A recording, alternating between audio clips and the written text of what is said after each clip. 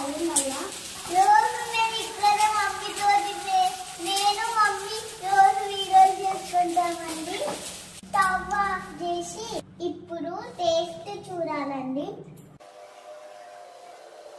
వేడి వేడి tasty pasta బాగుంది అండి. ఇది నాకు మా డాడీ చిన్నప్పుడు పంపించిన ఫ్రోక్ అండి. ఇది నాకు చాలా నచ్చింది. మీకు కూడా పాస్తా ఇష్టమంటే లైక్, షేర్